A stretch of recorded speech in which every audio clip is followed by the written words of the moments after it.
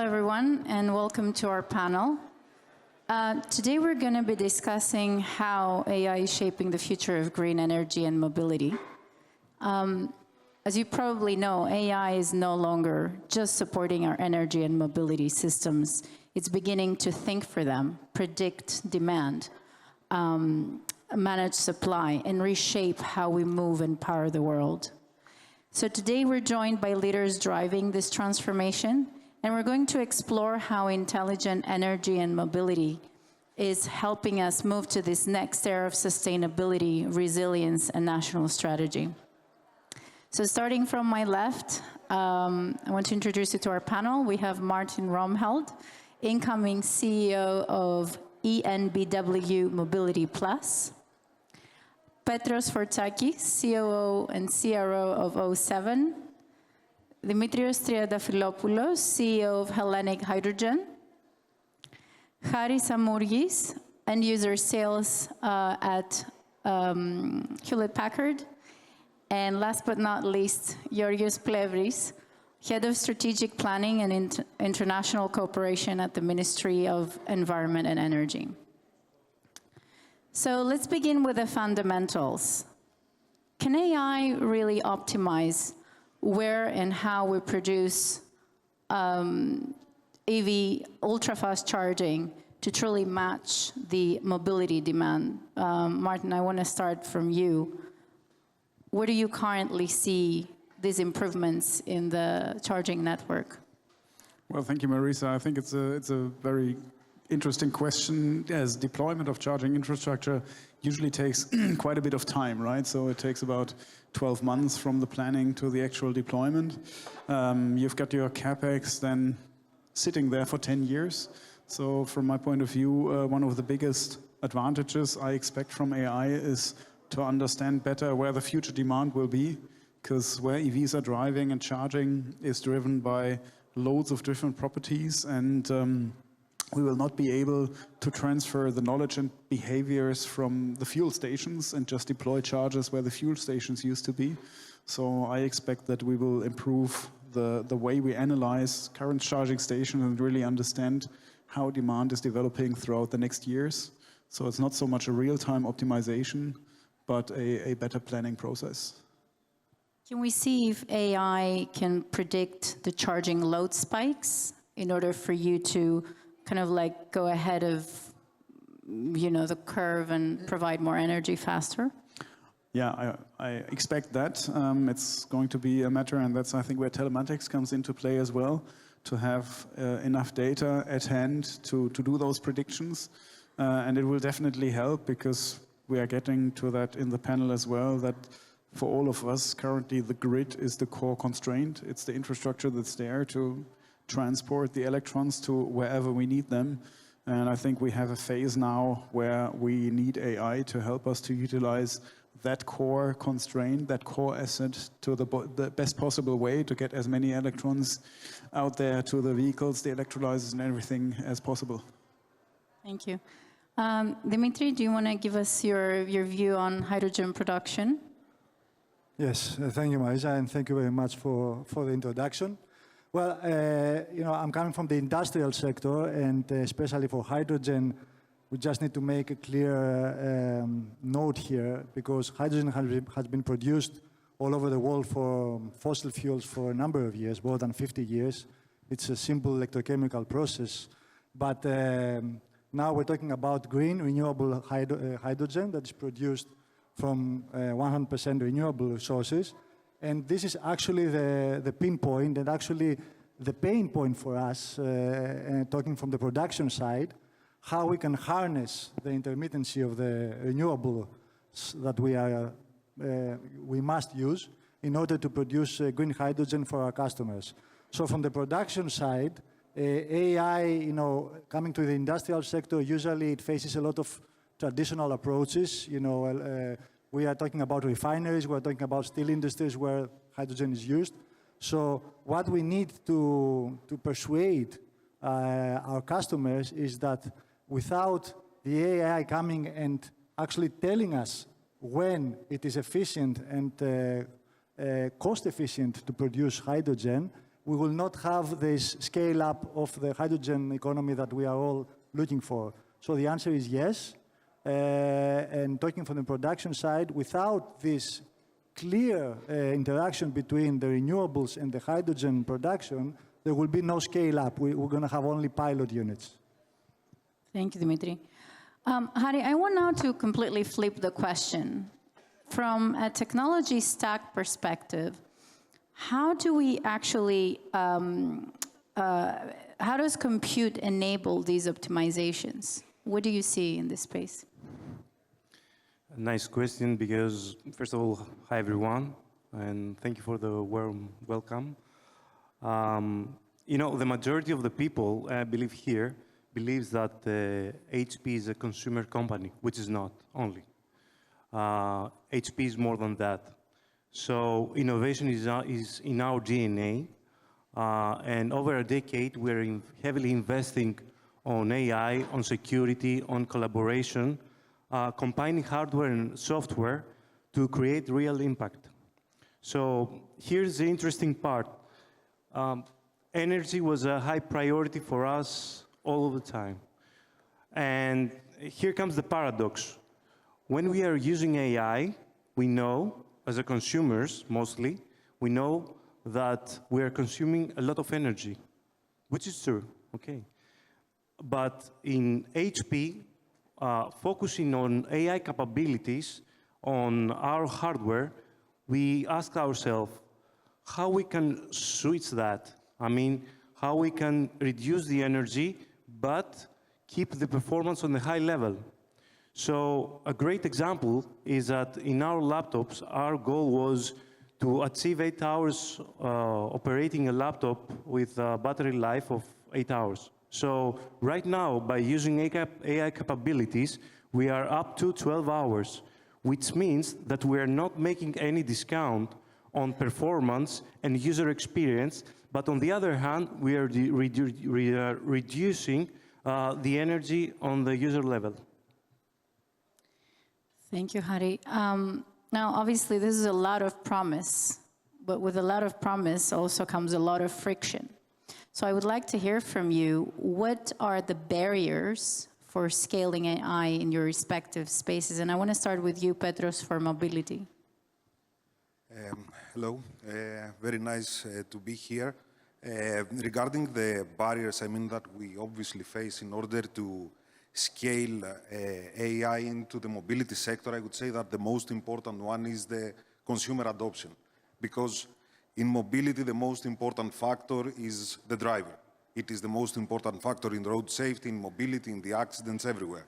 So at the end of the day, in order to use AI and optimize the mobility and the road safety, we need the users to actually use the AI tools, but in order to be improved, but also at the same time to provide data, to provide feedback so that we can further optimize the tools that we have. So, I mean, there is the situation that the users are both at the beginning and at the end of the whole equation. So I think that the biggest barrier that we need to work is all the stakeholders. I mean, fleet companies, insurance companies, tech companies, and obviously the state. We need to try and give motivation, information, etc., in order to increase the adoption. This is the big bet at the moment.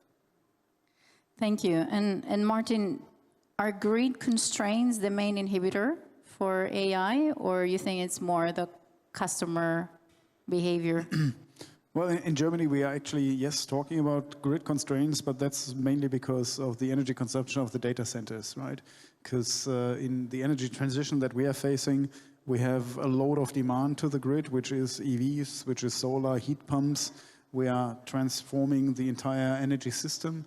And now the backends, the data centers are needing very, very large grid connections. So that's going to be some constraints. Hopefully we can overcome that. On the other side, for me as an operator, the other focus topic is to train the team, because I see and I expect high efficiencies in operating the company. But that means that we need to, like you said, for the end user, we need to train the team now to make that step and adopt those new working options and opportunities that they have. People who've been working with all their tools for the past 20, 30 years. The energy industry is a very slow-moving and slow-transforming industry, and therefore training the team for me is one core aspect and a core focus. Yeah, thank you. And George, where does policy lag behind? Do we think Greece is ready for that big leap? Yes, thank you. Good day to everyone. Martin said industry is a slow-moving ship. Try policy and European bureaucrats. My opinion, my perspective would be that it's a bit of a matter of all. It's not grid, standalone, or market adaptation implementation. Regulation plays a big part, and I think the key would be in the synchronization, in how the timing, the right timing, right? Because AI can lead with, connecting the dots, detecting patterns, leading to efficiency. But if you don't, AI itself cannot overcome structural issues, if the infrastructure is not there, if the rules of the game are not there, then AI cannot just come and be a problem solver. So in the past, both at EU level, member state level, and in Greece as well, you had a more slow approach. The policy framework was one that envisioned the energy market as more static. In the last years, we see the need for something more dynamic that can incorporate AI solutions, grid visibility, real-time grid visibility, and then embrace the applications and the solutions that will reach eventually the end user. So that's why in Greece, speaking from a policy aspect and from the ministry, in summer, in July, we passed the first, when it comes to hydrogen, for example, the first dedicated hydrogen law that deals with issues, licensing, certification, production, that set the first steps, the framework of how the market and the industry can come in. And we did it the same for other energy solutions like biomethane, and our approach has always been a more diverse perspective. So to keep it short, I would say it's a combination. It's the timing, it's the synchronization of all this falling together and allowing for progress. Trying to balance innovation and safety at the same time. Thank you. Petros, the next one is squarely in your world. So can you give us an idea of how can telematics, driver behavior analysis, predictive risk analytics can actually help improve road safety and the overall, and create sustainable mobility? And what do we need to do in Greece in particular to achieve that? Okay, yes, of course. Telematics is the main tool that can contribute in order to improve road safety in a cost-efficient and immediate way. I mean, telematics is a tool that is mainly based on AI, so that we can evaluate huge amount of data and create a very personalized context for all the drivers, so that they can actually identify what they're doing wrong and how they can improve. Telematics has started with several devices. Now, the last years, using also AI, it's mainly via smartphones. This is the main device that it is used. And the effects that they can create, they are very positive. I mean, they can create a decrease of the road accidents up to 50%. So just to understand, since you mentioned Greece, if we all had telematics, this would translate in 200 less deaths, fatalities per year from road accidents.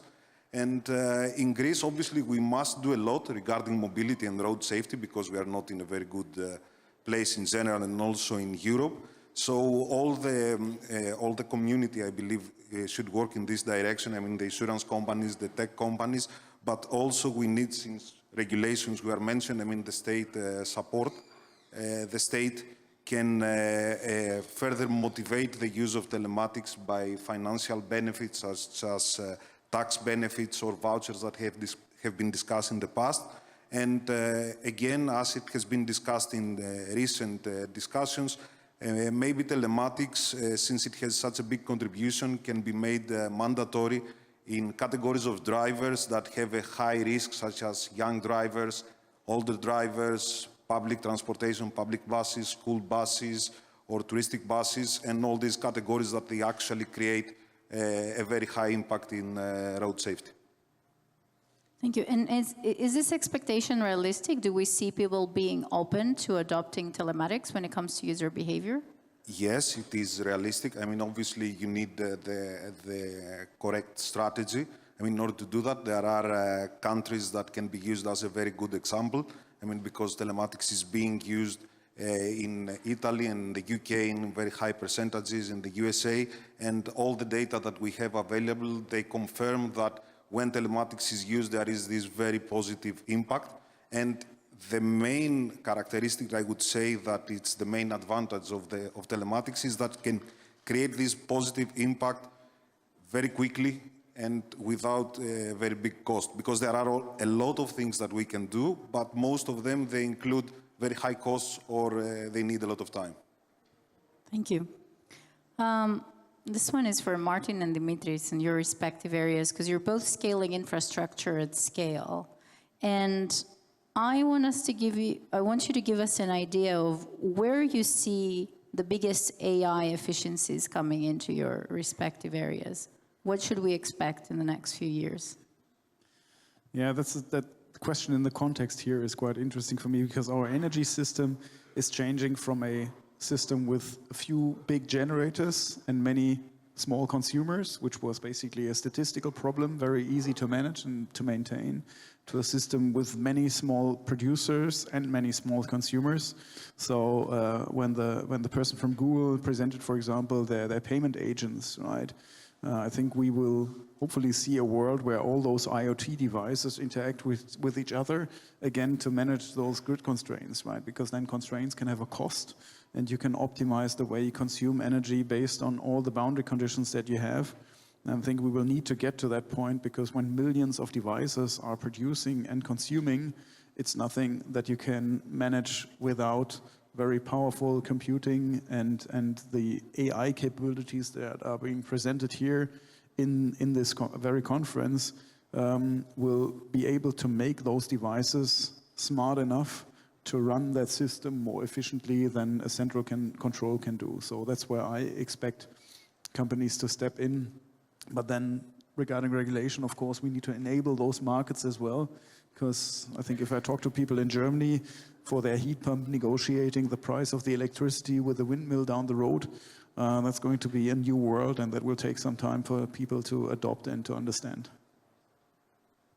Dimitri? Yes, for hydrogen it's a bit different, because we are still at the early stages of development, so we don't have that large of a consumer base. We have a few producers and a few large consumers.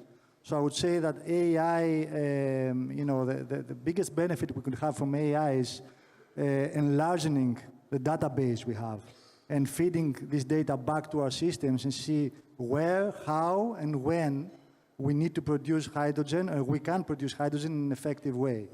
As the time passes and we see more consumers of hydrogen, for example, in land transportation or in shipping transportation, then we can have more applications of AI in these sectors. For shipping, there are a lot of AI applications now for conventional fuels that we can, transpose them for hydrogen. And of course, for vehicles, is the same thing, because at the end, hydrogen will be a fuel as gasoline, and will be used in the same manner that we use now gasoline and diesel. Thank you, Dimitri. We rarely discuss failure scenarios, but they actually matter. So, George, I'm looking at you. If AI fails within the energy ecosystem, what are the national level risks that we need to be mindful of? And is Greece prepared for an AI-related disruption? Well, if AI fails, I think in all of the issues and aspects, we need to be more mindful and careful. The reality is that AI is a tool, right? AI, it has its pros and cons, and it helps with efficiency, seeing patterns, especially when it comes to grid incorporation. It will be a huge development, but at the end of the day, it still is an ecosystem of digital technological solutions that can be disrupted. And we've seen that in the past. It can be malicious disruption. It can be, because the grid itself is not very stable, therefore we need technology that stabilizes it. We saw what happened in Spain. if you're asking me if Greece is ready, we have been working in the last few years incorporating digital solutions and AI solutions in various fields. Right now, there is a lot of work done in grid and grid digitalization. It's a work in progress. The level of risk versus danger that AI incorporation into energy, as you rightly mentioned, levels it up to just not just a grid malfunction, but a national security. Because if you have a grid malfunction, or the AI does a miscalculation on grid load packages and so forth, that can eventually disrupt the network of a big city, of a capital, and so forth. It brings a lot of consecutive outcomes. So there is a lot of discussion right now at EU level and NATO level of how to incorporate best solutions to label AI incorporation into the grid as critical infrastructure, enhance cybersecurity, and always keep in mind that AI is a tool and it needs human interference, it needs human involvement to be able to counterpart any disruption that might be more negative. Thank you. The next one touches all of your areas, and it's around the ownership of data. And I'm sure it's a hot topic. Should it be user-centric? Should it be infrastructure-centric? Where's the balance? Where's the innovation? Who owns the data, basically? So, Martin, you want to take a... I think I would view it as several levels, right? I mean, we all know and we're aware and support that the end user data belongs to the end user. If I create data, it's my data. But there are several levels of aggregation of data. So I think there is no yes and no answer, or he owns and they don't. But we will have loads of data aggregation layers in telematics, in energy, and so on. So I, as an operator, will more look at statistical data, right? Look at the behavior of the entire fleet of vehicles and the energy market as a whole, while the end user with their data will focus on their data ownership, and I own anonymized mass data rather than particular end user data. Petros, in the telematic space? Yes, this is a discussion that has been ongoing for many years. I mean, in the automotive sector. Okay, I'm not a specialist, but from the legal point of view, I believe that it's the user's data. But the discussion should be how all the involved parties can work together in order to create synergies to optimize the use of data. I mean, there are the OEMs, there are the insurance companies, the technology companies, the end users, the state. So nobody can use the data as a whole from all the points of view because no party has all the expertise. So it is very important, the automotives, to work with the insurance companies and the tech companies to create synergies and try to bring every party to bring its own expertise on the table. Thank you. Dimitris? Yes, for us, the answer is a bit easier because, we're still at the stage where we don't have individual consumers where we share data with. We have large industrial complexes. So I would say that the ownership of the data is at whoever wants to bring the business one step forward. So in our case, what we need is to have ownership of the data from both the consumer but also on the producer side, because this will help us scale up the process. Again, being at the start of a very important industrial process, data can give you a very big upscaling advantage. It's something new, and where we're in a business again where it's very difficult to persuade traditional approaches that data is money at the end of the day. So my answer is that in our case, data moves, I think, easier within the companies that are dealing with hydrogen for the time being, because we do not come to the end consumer yet. Thank you, Dimitris. Harry, what's your view on data? Yeah. So I have one question. Do you have any legal here? Just, I'm just kidding. I will not suggest my answer They here. won't say, even if they're here. So yes, data ownership should stay with the end user, supported by regulations that ensure transparency. So HP gives all the tools, privacy by design, and strong governance. So HP is, let's say, more end-user-centric company. So we'll stay with this. What's the policy's view? Well, I will agree in the sense that data is now the currency of our days and of the future. Therefore, we have to be careful. We have to be transparent. We have to put the public interest above all. Consumer data should remain with the consumer, but you have this broader discussion of then how clean is the data and what kind of data are we talking about? Because as you go up the chain or as you go up to processing and using AI and then incorporating grid data and so forth, you kind of lose the level of how clean is the data? Is consumer only? Has it been go up the ladder, changed a bit, incorporated? Is it the company's data and so forth? So there's no right answer in my mind, but the balance of it. Keep it transparent, strict governance, good regulation, use it to promote public interest, but also allow data to promote innovation, promote progress, without, of course, cutting back on privacy. And secure. Almost talks about security.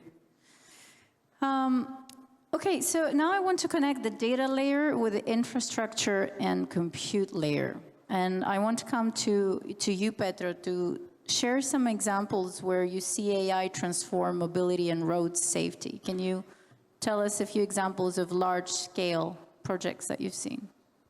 Yes, of course. I mean, first of all, regarding how the telematics, and the AI can transform the mobility and road safety, is, as I mentioned before, the personalization of all the information. I mean, there are many things that we can do in order to improve road safety and also in terms of information and education.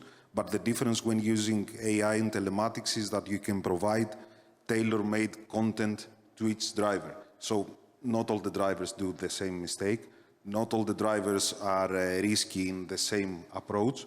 So AI gives us the opportunity to identify the characteristics of a specific user and provide completely tailor-made tips and information so that you can very quickly improve.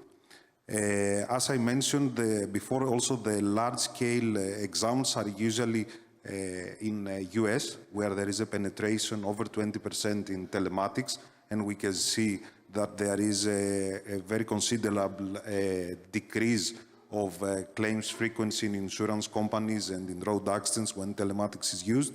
In Italy, which the penetration is more than 30%, and in the UK, where telematics is mainly used by young drivers, because otherwise the insurance premiums are very, very expensive.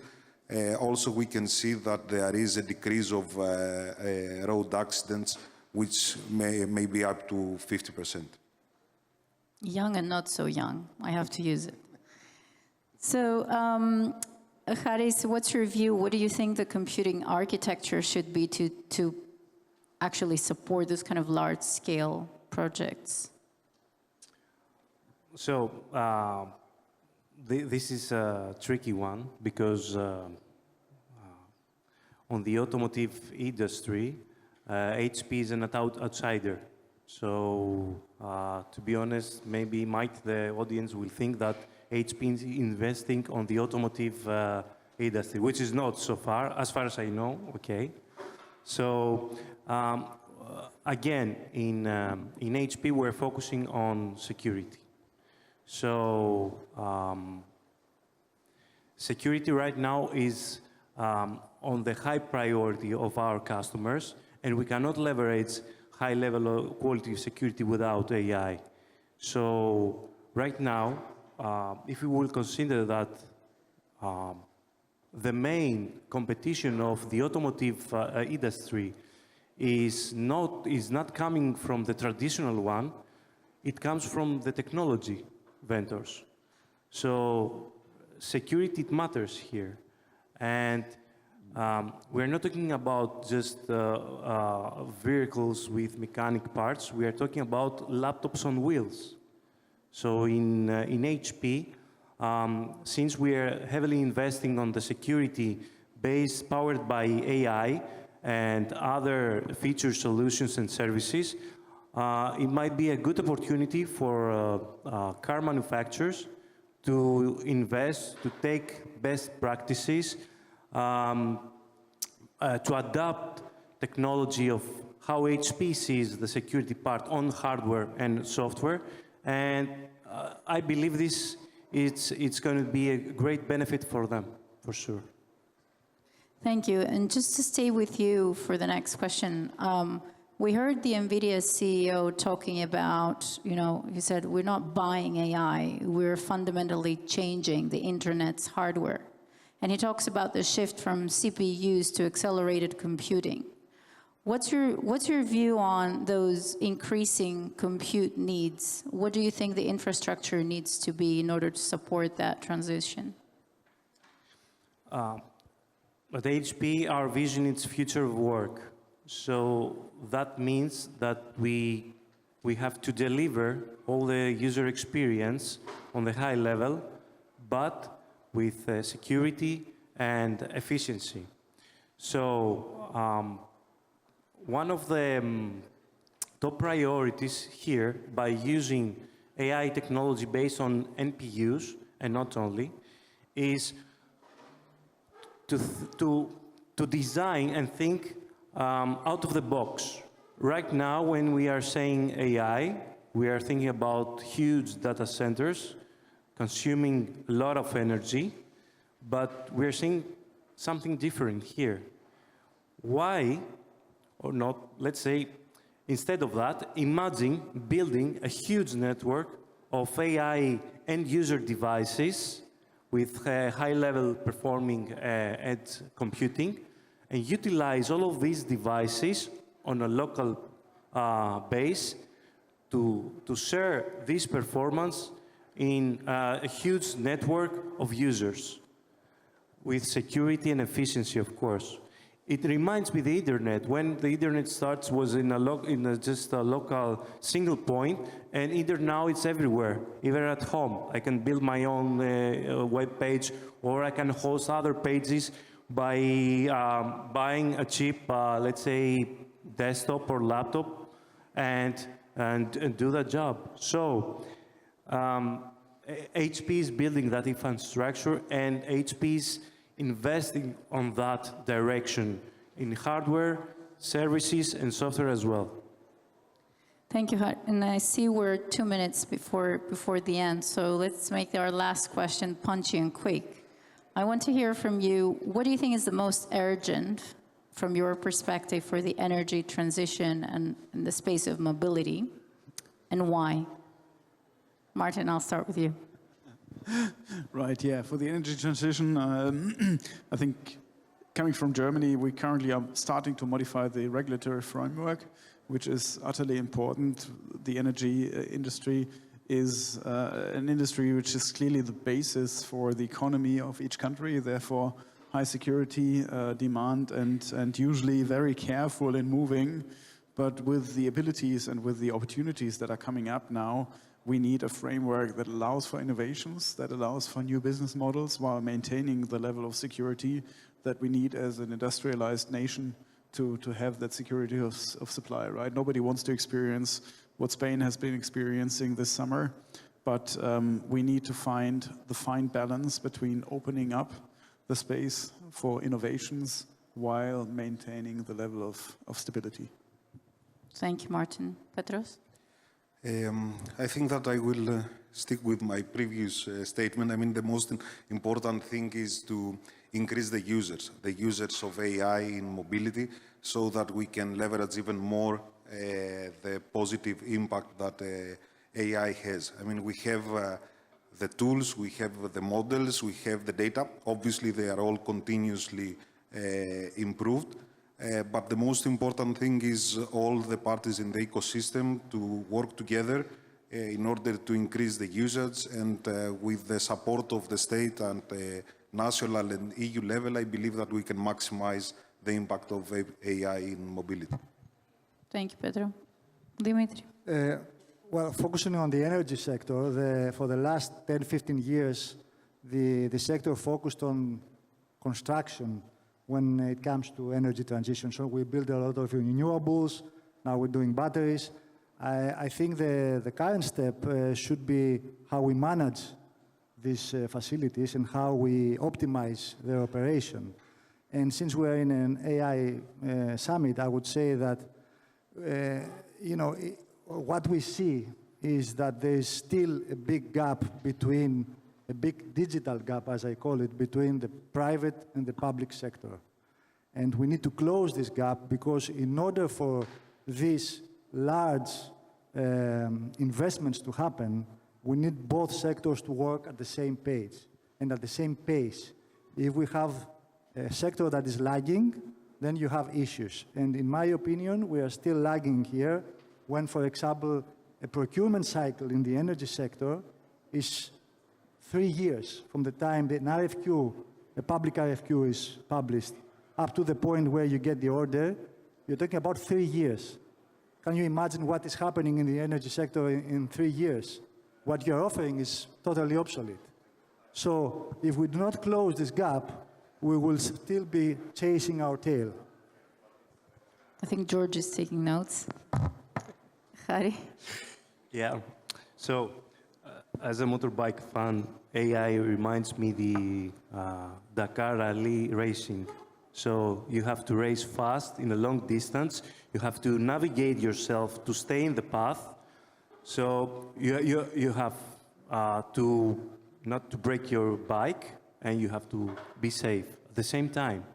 So for HP, the most urgent priority is to build smart infrastructure, because if the infrastructure layer is intelligent, no energy technology can scale effectively.